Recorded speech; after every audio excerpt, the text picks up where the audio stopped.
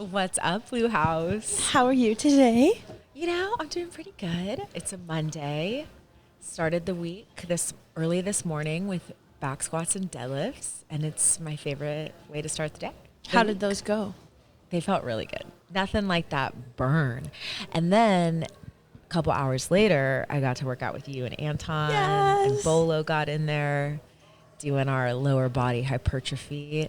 I love it. I love it. Speaking of hypertrophy, the past few videos, we've been talking a lot about off-season training and training priorities and how to get better at the sport of CrossFit. Do you have anything to say about off-season training or what your priorities are? I will be honest that before I started this personal programming journey, I don't think I ever thought about in-season, off-season training priorities. I was here at Blue House for 3 years before I started doing personal programming. And I think in those 3 years, as a total beginner, was just like learning the different movements and trying new things, showing up, gaining strength. But it was not random by any means. I was here, my Monday, Wednesday, Friday, had my plan. And every time that I came in, it was so fun learning so many new skills. But then I think I did get to that kind of plateau where everything just stopped. So I can specifically name certain things. Honestly, it's a lot of the gymnastic skills that I completely plateaued. Normal. Yeah, normal. It's nope, we're done. That's as far as that's happening. And then when I started getting more serious about strength, gymnastic strength, but also barbell strength, then those skills started coming. There was a time where I'm thinking about today's workout, doing 15 reps of toes to bar, 5+ rounds would have been utterly impossible. And now it's okay, yeah, back to your original No, it's question. okay. Just whatever you want to talk about. We're just here. We're just vibing. Maddie, the queen of editing. So when Anton was last summer, he's okay, it's time to level up. You got to work on your weaknesses. And that's when I started getting serious about actually doing powerlifting. Wow, that's been a journey. I called it my winter arc. So I'm back in it. I'm having an early winter arc because we're starting now. But yeah, just focusing on building strength and heavy barbell lifting. It's been amazing. I mean, it's so amazing to me, the gains that I've made in both back squat, deadlift, bench press, numbers that I was not even close to a year ago. And now I'm okay, yeah, these numbers don't scare me. They're still hard. I'm not saying it's easy by any means, but it's okay, yeah, I can do this. I've done this before. I'll do it again. And it just feels so good. I've just gotten exponentially stronger and workouts feel different. I just feel like I'm a better athlete. I mean, I think that's the real thing, right? I'm not going to the CrossFit Games. I know, shocking. It's shocking. Hey, you never know. I mean, hey, masters, I can't Yes. wait till I'm old. I'm not actively pursuing going to the CrossFit Games. I am just a mom. Even though I'm not necessarily striving for the games, I'm absolutely striving to be the best version of myself. Definitely striving to be a better athlete, a stronger athlete. That's part of just what gets me up in the morning. I can't wait to come train every day. Literally, I was actually gonna text you and Anton last night. No joke. I thought about it and then I was no, that's weird. No. But I almost texted you guys being wow, I can't wait to work out tomorrow. I feel so grateful that I love fitness. Oh my gosh, I love it. And I can't wait to go work out. Being a better athlete and coming in and doing hard things is so much part of my identity. And I love this journey that I'm on. It's not all sunshine and rainbows. Sometimes I think back and I go, oh, my first year of CrossFit was so fun. Everything was new. I didn't really have any expectations for myself other than just showing up, having a good time. But it's the long game. It's the whole journey. That doesn't last forever. And so it's been really cool to see in my time here at Blue House and over the years getting more serious about, okay, I do have goals. I do want to get stronger. I do want to get certain skills or certain lifts. I do want to compete in the open, in local competitions, in competitions like the one we just had. I do want to test my fitness. That is important to me, to know that I'm getting better, that all of the time and energy I'm putting into this gym, I'm getting results. I feel like the results have been, again, like exponential return on investment. Is that the phrase? Like the results are there is what I'm trying to say. When did you notice that you started to plateau? Because you said you've been doing CrossFit for 3 years before personal programming? Yes. Okay, so when did you notice the plateau? You know, I think in like that first year, like everything was happening, constant skill building. When we moved here in fall of 22, a year, I think about a year into my CrossFit journey. Yeah. To be fair, it did align with, I had my second baby. So it aligns with a little bit of like the postpartum experience, kind of feeling like I lost strength and had to regain and kind of climb out of that experience. But so, yeah, I just remember so vividly here in this space in 2022, even 2023, which is not that long ago. I just remember feeling toes to bar felt impossible. Pull-ups, impossible. A lot of the pressing movements, snatching. I mean, like all of it. It's just kind of like I could do it all, but it was just really hard. Did that change your mindset? Because you said the first year was so much fun, and then after you passed that beginner phase, like how did you feel? I think frustrated. I think I kind of was just like, oh, like I'm a scaled athlete. And that's cool. Like that's great. That was awesome. Yeah, it's still hard. Don't get me wrong. That's where I live. That's where I am. And then it was the 24 open that there were some workouts that I was like, oh my God, I think I can do these things. I think I can do it RX. And that was a real shift. That was just before starting personal programming. I did do the RX open. It was my first RX open. Made it to quarterfinals. The open was awesome. Like did that RX, felt so good. Oh my God. And then quarterfinals. So excited to make it that far. It was so surprising. It was so rad. That was humbling to say the least. Like I was not prepared for quarterfinals. Like that got me hard workouts. Good. But what's cool though, Maddie, is I can do all those workouts now. I remember the workout that you did it. The 95-pound snatch. Do you remember that? Oh yeah. You can do that now. Yeah. You could do that workout. You just skipped that minute, which is totally fine. I do remember watching you do that. You're so but right. You can do that 95-pound snatch. It was this 95-pound snatch, and then it was the rowing, and then it was the step-ups. With the 35s that were hard for you. Yeah.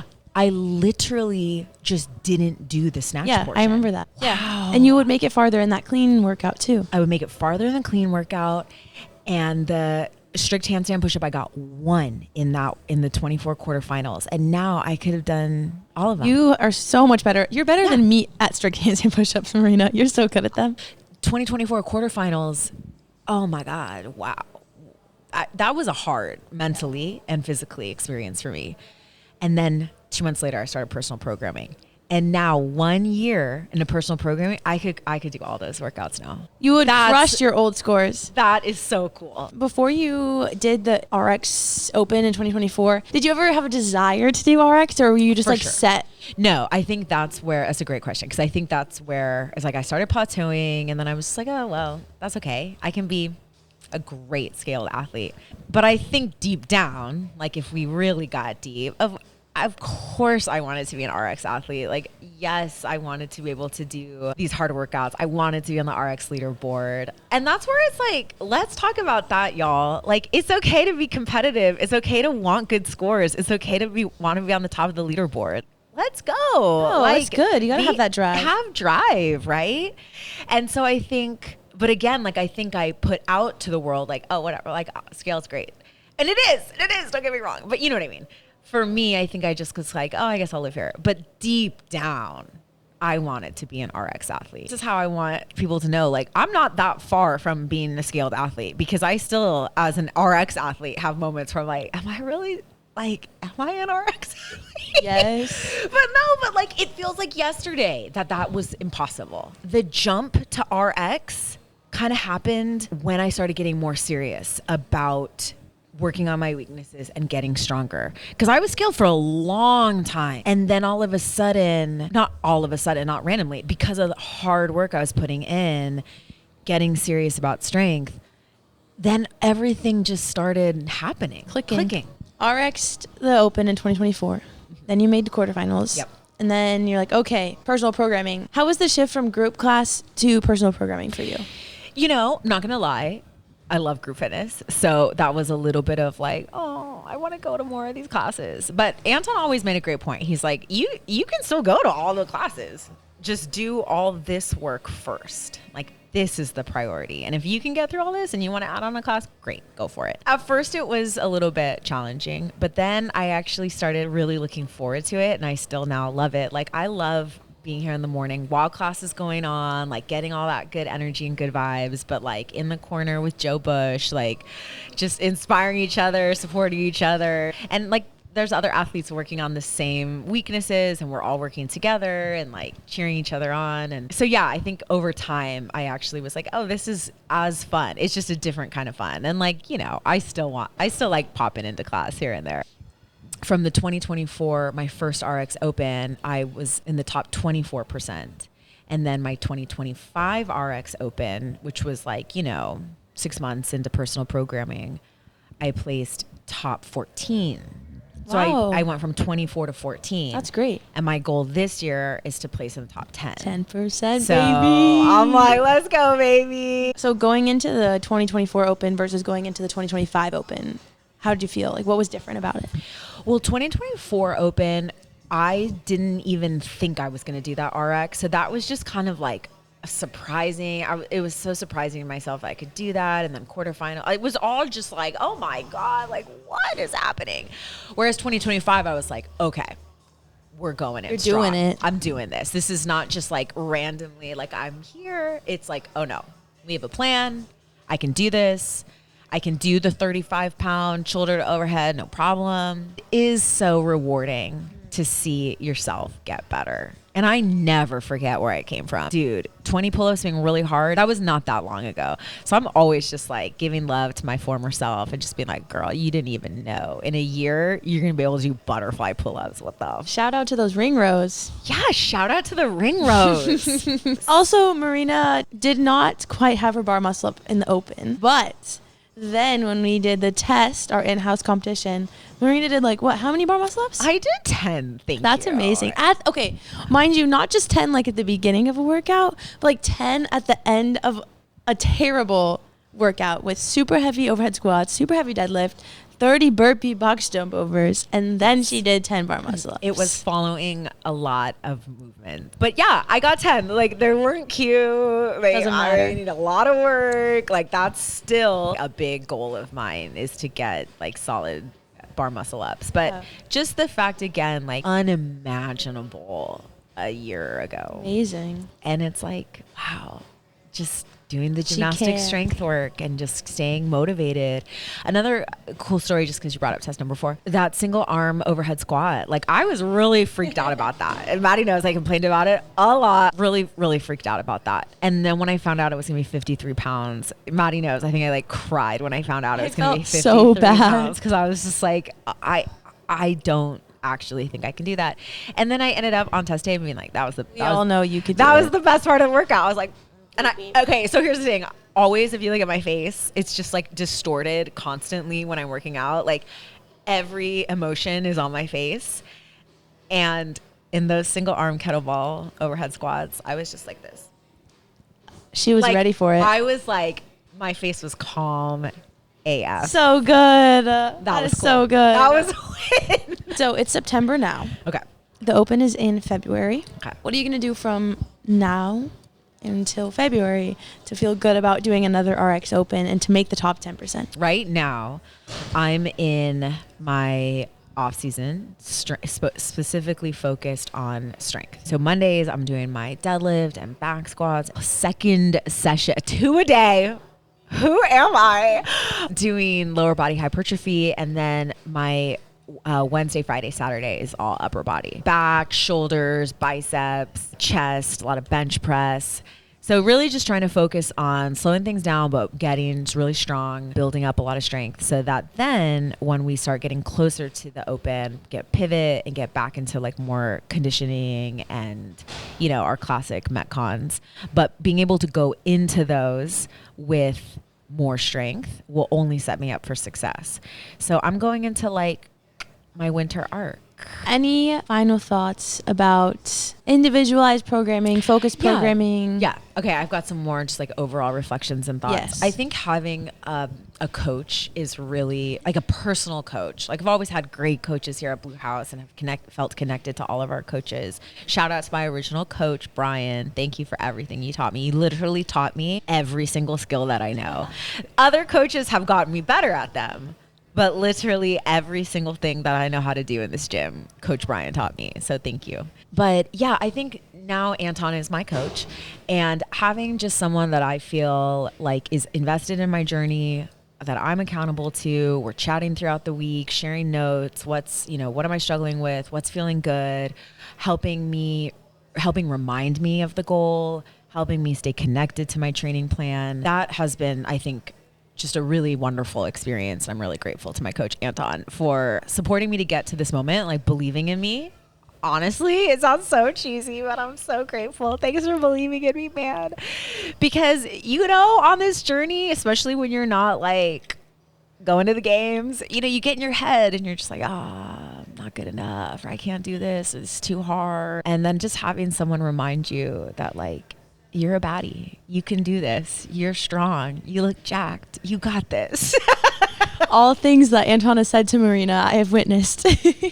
I so Just agree. today. I so agree with that statement, though. It's so important to have somebody there, support you, reframe your mindset around things. Like, 100%. No, you can do this. I know you can. Yes. And shout out to you too, Maddie, because remember when I cried with my overhead squat and you were like, you can do this. You were like really resolute. And I'm like, no, I can't. And you were like, no, you're wrong. You can do it. And then I did it. So you did. Having people believe in you and like see your potential, that goes far. But I also like love the haters too, because I'm always like, I don't actually feel like I have like any haters, but like I imagine haters out there, because I'm just like, you wait. Like, yeah. I'm going to prove to you. I'm going to prove. You don't know You'll me. See. Don't put me in a corner. Don't put me in the box. So I like create haters. Imaginary haters so that I can just Who's that? It's my hater. Make sure they watch this set. Send this to my haters. That's one reflection. It's just having a personalized coach has been really amazing. And then also just like continuing to lead into community. Like sure, it's personalized programming, like your personal journey, but it's like I'm on this journey with all of my fellow athletes in this gym. We're in it together. I know I mentioned Joe earlier, but like Joe feels like my training partner. Joe, you may not know this, but you're my training partner. But just like having some of them, it's like I'm gonna see Joe there. We're gonna be squatting together, whatever it is. Of just like we're on this together. We're doing the hard work. We're showing up. We're showing up here early in the morning. It just feels really good. So that I think is my final reflection. Thank you. Bye.